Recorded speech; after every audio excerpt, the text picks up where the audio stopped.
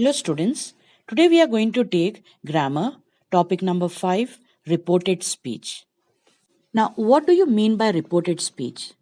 So the act of reporting the words of a speaker is called narration. And there are basically two ways in which the words of the speaker can be conveyed in writing. So one is direct speech or the direct narration, and the other is indirect speech or indirect narration. So the direct speech is the actual words of the speaker, and the indirect speech or the reported speech is the matter that is reported without the actual words of the speaker. Now let's analyze the following sentences. He said to me, I am writing a letter. So, the direct speech is always enclosed within inverted commas, and a comma is used to separate the direct speech from the reporting verb. And the next one is, he said to me that he was writing a letter. So, here this is the indirect speech, and here no inverted commas are used, and no comma is used to separate the reported speech from the reporting verb. When we transform direct speech into indirect speech or vice versa, the following things change. First, reporting verb. Second, pronouns. Third, tenses. And the adverbs or words denoting time or place. So let's start with the first one, that is rules for change of reporting verb. So, in affirmative sentences, reporting verb said to can be replaced by told, asserted, replied, assured, informed, responded, believed, etc. In interrogative sentences, we can use asked or inquired. And then in imperative sentences, we can use ordered, pleaded, requested, advised, suggested, and so on. In case of exclamatory sentences, the reporting verb said or said to is changed into exclaimed with regret, with delight, joy, sorrow, surprise. These can be used. Now, rules for the change of pronouns. So, the pronouns of the first person are changed according to the subject of the reporting verb. For example, he said to me, I have lost my bag. And the indirect form is, he told me that he had lost his bag. So, I changes to he according to the subject of the reporting verb. Next is the pronoun of the second person changes according to the object of the reporting verb. For example, she said to me, you are late again. And the indirect form is, she told me that I was late again. So here, you changes to I according to the object of the reporting verb. Now, next is the pronouns of the third person or any name remain unchanged. For example, he said to me, they will win the match. And the indirect form is, he told me that they would win the match.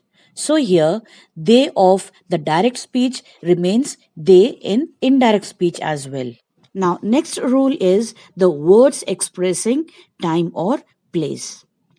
So this changes to that, these, those, here, they, now, then, come, go, ago, before, today, that day, tomorrow, the next day, yesterday, the previous day, last night, the previous night, last week, the previous week, next month, the coming month. Now the last is rules for the change of tenses.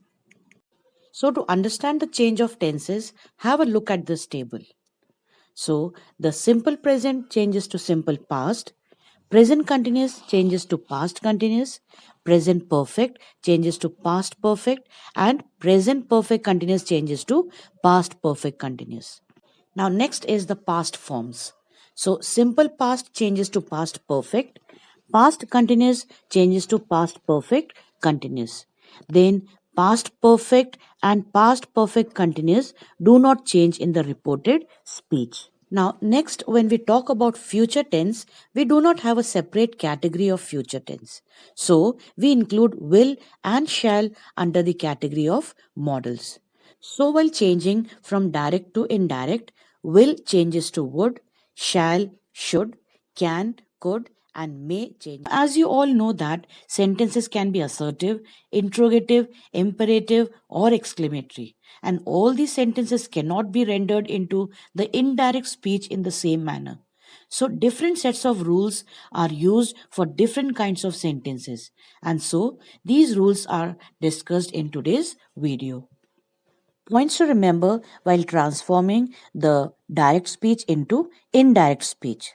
So, point number one, the comma after the reporting verb is omitted. Point number two, the subordinate conjunction that, if, or whether is placed after the reporting verb. Point number three, the inverted commas are withdrawn. And point number four, the pronouns, tenses, and words denoting time and place are changed. Now, let's start with the conversion of assertive sentences. Now, what do you mean by assertive sentences? Assertive sentences are commonly known as declarative sentences. They state, declare, or assert something. An assertive sentence always ends with a full stop. And assertive sentences can be either affirmative or negative. Conversion of assertive sentences. Now, point number one, if the reporting verb is in the present or the future tense, the tense of the reported speech is not changed. For example, Satish says, I am flying a kite. And the indirect form is Satish says that he is flying a kite. So here, says is the reporting verb, and when it is in present, the reported speech does not change, and only the pronouns change. So I changes to he. Example 2, Aman will say, I want a glass of water. So the indirect form is Aman will say that he wants a glass of water. So in this sentence, the reporting verb is in future tense. So again, the reported speech does not change. So I changes to he, but the tense remains the same. Point number two, if the reporting speech expresses a historical fact, a universal truth, or a habitual fact, then the tense of the direct speech will not change. For example, he said, honesty is the best policy. And the indirect form is, he said that honesty is the best policy. Example number two, the teacher said to the students, the First World War started in 1914. And the indirect form is, the teacher told the students that the First World War started in 1914. Point number three, if the reporting verb is in the past tense, then the tense of the reported speech will change. So, is am are will change to was were will change to had been, no change, then has or have changes to had, then had, no change, do changes to did, then did changes to had done, then had plus verb third form, no change, then will changes to would, shall changes to should, can, could, and may, might. Now the examples of assertive sentences are, sentence number one, Renu said, I was washing the clothes. So the indirect form will be, Renu said that she had been washing the clothes. So here we have to remember that the reporting verb said to is changed to told, replied, remarked, and so on. But if the reporting verb said is not followed by an object, it is not changed. Then, third point, the inverted commas are removed and the conjunction that is used to connect the reporting clause with the reported speech. And then the fourth point is we change the pronouns and the tenses in the reported speech. Example number two, he said to me, I have passed the test. So the indirect form is he told me that he had passed the test. So here, when the reporting verb said is followed by an object, we change said to told.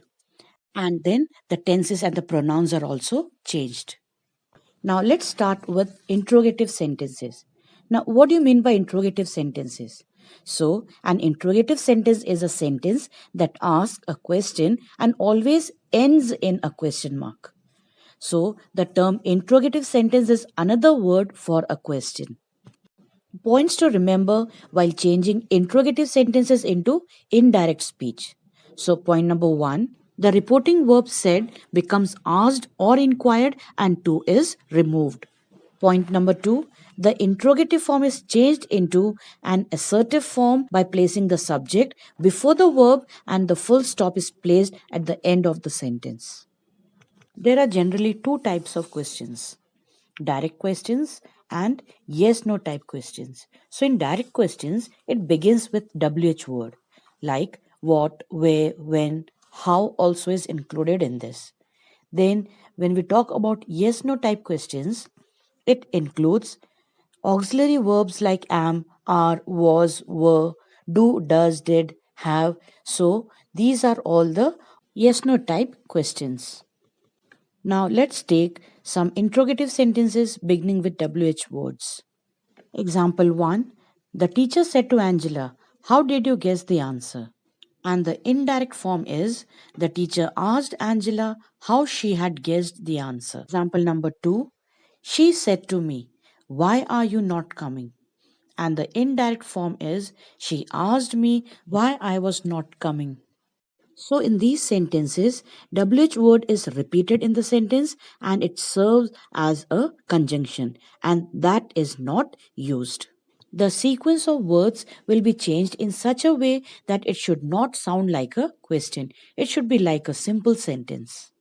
If the interrogative sentence is a yes no type questions with auxiliary verbs like am, are, was, were, do, did, have, shall, etc., then if or whether is used as a conjunction. For example, she said to me, "Do you like tea or coffee?" So the indirect form is she asked me whether I liked tea or coffee. Example number 2, I said to him, "Did you enjoy the movie?" And the indirect form is I asked him if he had enjoyed the movie. So, in these sentences, the auxiliaries do, does, did in a positive question in the reported speech are dropped, and the conjunction that is not used in this reporting clause. Now, the next type is imperative sentences. So, what do you mean by imperative sentences? Imperative sentences are used to issue a command, order, request, advice, suggestion, and basically they tell people what to do.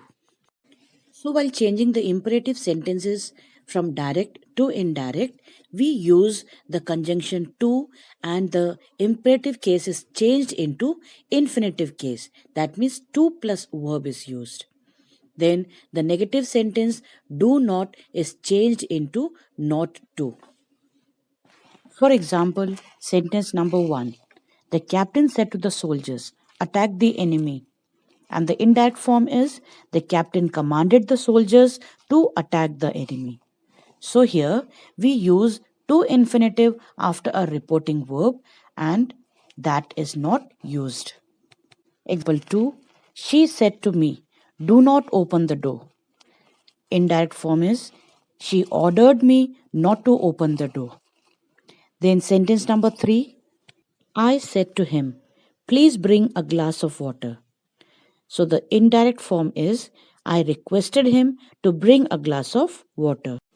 Then in sentences beginning with let, the reporting verb is changed to proposed or suggested. For example, my friend said to me, "Let's go for a walk." So the indirect form will be my friend suggested me that we should go for a walk. In such sentences where the sentence starts with let's, the conjunction that is used and the auxiliary should. Now the last is exclamatory sentences. By exclamatory sentences, an exclamatory sentence conveys a strong emotion and ends with an exclamation mark. In other words, an exclamatory sentence makes a statement just like a declarative sentence, but it also conveys excitement or emotion. Now, rules for the change of exclamatory sentences into indirect speech. So, in the case of exclamatory sentences, the reporting verb is changed to exclaimed with joy, sorrow, fear, anger, and so on. Then exclamatory words like oh, alas, hurrah are removed, and the exclamation mark is also removed there. Then the conjunction that is used in indirect form. Now the examples are sentence number 1, he said, alas, he is no more. So the indirect form is he exclaimed with sorrow that he was no more.